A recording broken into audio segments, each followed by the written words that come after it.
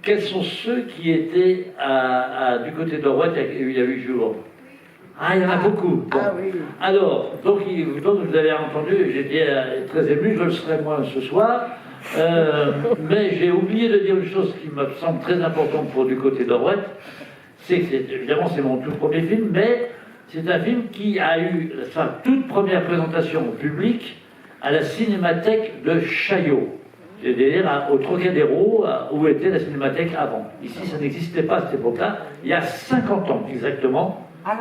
À 50 ans, et vous êtes dans la salle Henri Langlois, ici, et en fait, c'est Henri Langlois lui-même qui a présenté du côté d'Orouette à Chaillot, et j'avoue que, comme c'était mon tout premier film, je me demandais où je mettais les pieds. J'allais à la Cinémathèque en tant qu'étudiant, mais je me demandais ce qui se passait, parce que quand je suis arrivé, c'était des salles beaucoup plus petites, hein, et il y avait, la salle était bourrée, il y en avait sur les marches et tout. Je me dis, tiens, alors qu'est-ce qui se passe là? Les gens, ils sont au courant de ce film, je me demandais comment ils pouvaient savoir. Et Henri Langlois, en présentant, comme on est là en ce moment, a parlé pendant 20 minutes pour faire un panégyrique de Jacques Rosier. Et c'est là que je me suis dit, j'ai dû faire un film intéressant.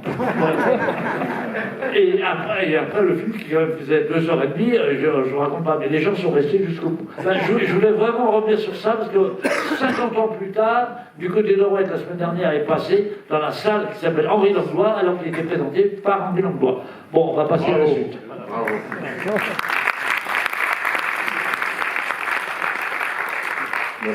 C'est une boucle qui se boucle. En tout cas, là, vous avez vu à l'ouverture du côté d'Orouette en 35 mm.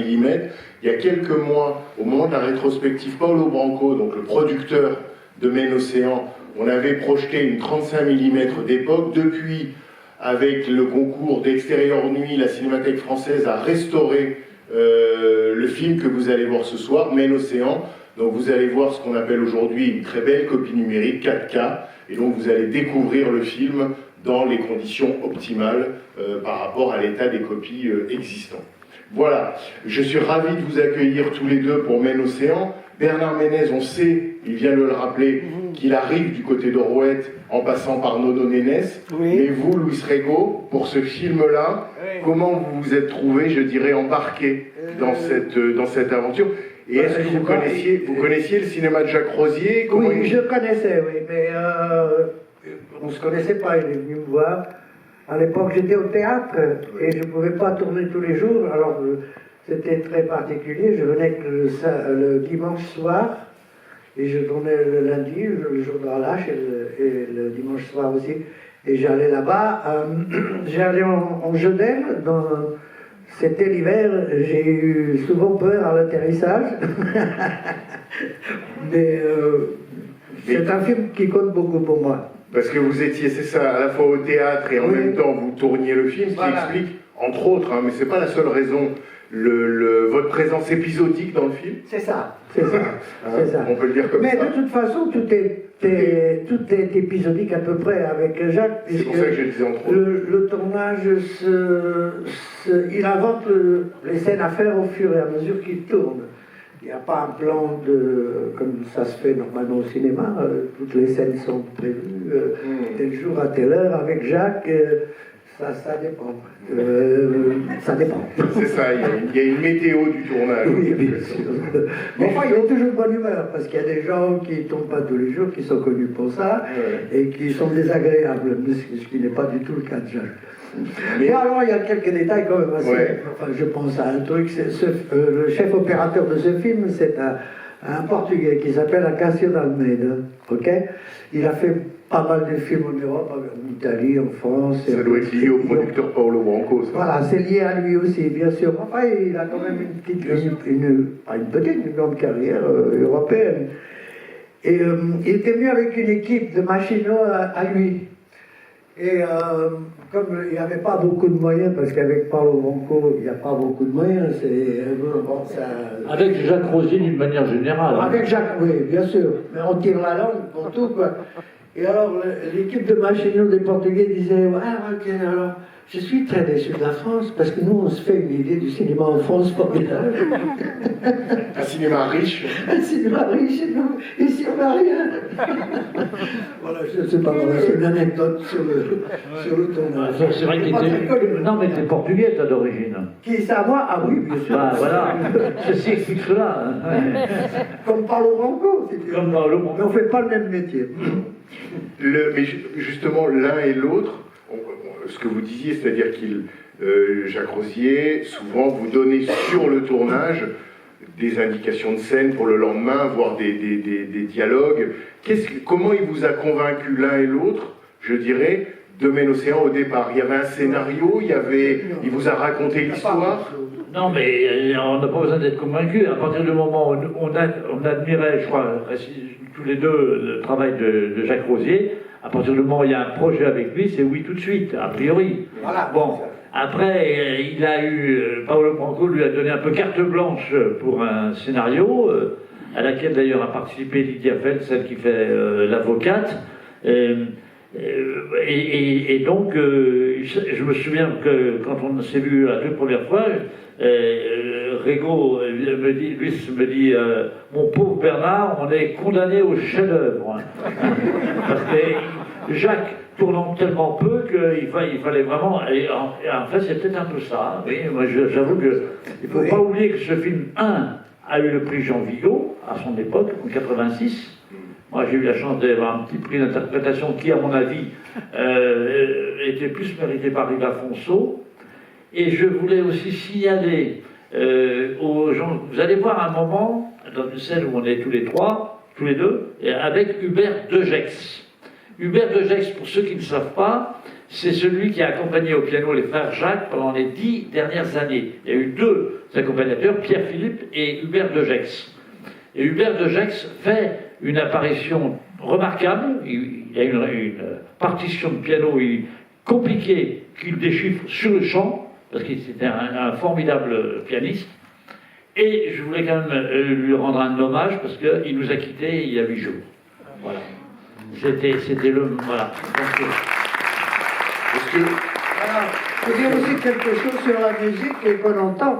On ne sait pas forcément que tout ça c'est du live, c'est nous-mêmes qui jouons. Il n'y a pas de playback, d'ailleurs on n'entendait pas. Bien sûr, et dans la scène que vous évoquez tous les deux, oui. Le pianiste dont vous parlez, au générique de fin, il est crédité comme le pianiste inespéré. C'est vraiment, oui, c'était l'idéal pour ce... Je voudrais dire aussi un mot sur la danseuse. Maria Gomez. Son nom. Maria Gomez. Non, celle qui a le rôle. La brésilienne. Oui. Maria Gomez. Elle avait Anna Maria Gomez. Je crois que c'est pas exactement ça. Enfin, vous regardera au générique de fin. Vous verrez le générique. Je voulais signaler que à cette époque-là, 2 ans plus tôt, j'avais fait un tube que vous connaissez peut-être qui s'appelle Jolie Poupée. Et j'avais fait les plages de Bretagne avec Michel Drucker. Et ce spectacle de plage est terminé par une école de samba brésilienne. Jacques est venu un jour me rejoindre, il a même tourné les coulisses de ce spectacle. Oui. Et il est venu me rejoindre et il a repéré cette brésilienne, cette danseuse, qui était très comment je dirais, très ouverte, très ouverte, je m'entends, hein, très voilà, très affable, accueillante et tout. Oui, enfin, c'est pas mieux ça. Mais il a pensé à elle, il l'a fait revenir exprès du Brésil pour faire ce rôle. C'était quand même pas mal. Pedro a accepté parce que c'était, comme Pedro est portugais, tout ce qui est Brésil c'était bon, et Almandares aussi d'ailleurs. Almandares, je crois même que quand Jacques Rosier vous a suivi dans cette tournée dont vous parlez à propos de Oh jolie poupée, oui. il avait titré son film Oh jolie tournée. C'est ça, oui. J'ai un exemplaire chez moi, mais vous n'en avez pas ici. Je le garde. Voilà. Extérieur nuit. Voilà. En tout cas, je suis ravi d'être là parce que ça fait 35 ans que ce film a été tourné et c'est toujours agréable de défendre un film qu'on a aimé faire Oui. et qu'on a trouvé formidable quand on l'a vu pour la première fois. En plus, c'est un film que j'ai vu souvent, je dois dire quand même, mais à des distances, à des années de... Voilà. Et la perception du film, dans ma tête, à chaque fois que je le voyais, il changeait. Je voyais encore autre chose, voilà. Voilà. Bon, ben, on a assez parlé. Ou peut-être une dernière chose, parce que votre film, et le film commence par là, c'est un tandem, mais ce film, c'est aussi, parce que comme il n'y a pas de personnage principal et que, d'une certaine manière, tous les personnages sont principaux, il y a aussi un trio, enfin, il y a un troisième qui n'est plus là, c'est Yves Afonso. Qui a fait un travail remarquable. La performance d'Yves Afonso, C'est extraordinaire. C'est extraordinaire. inoubliable. Extraordinaire. Il est parti une semaine avant pour apprendre à parler... Comme les marins pêcheurs. Comme les marins pêcheurs. 2 semaines. 2 semaines, hein. Il a fait 2 semaines de cours de français de pêcheur de l'île Dieu. Et c'était assez remarquable parce que les gens le prenaient pour un marin pêcheur. Il avait un petit complexe, c'est qu'il a la gueule de Belmondo, et il trouvait que Belmondo l'empêchait de faire carrière. Et vous verrez, il a vraiment la gueule de Belmondo, et il a autant de talent, hein, c'est incroyable. Oui, ça c'est vrai. Je ne sais pas si vous avez demandé avant que j'arrive, mais qui vous amène l'océan pour la première fois? Ah, pas mal. Ah, c'est bien même ça. une belle salle. Qui le voit pour la 2e fois, Ben, les autres. et qui le voit pour la 3e fois. Ah, voilà, ça j'aime bien ça.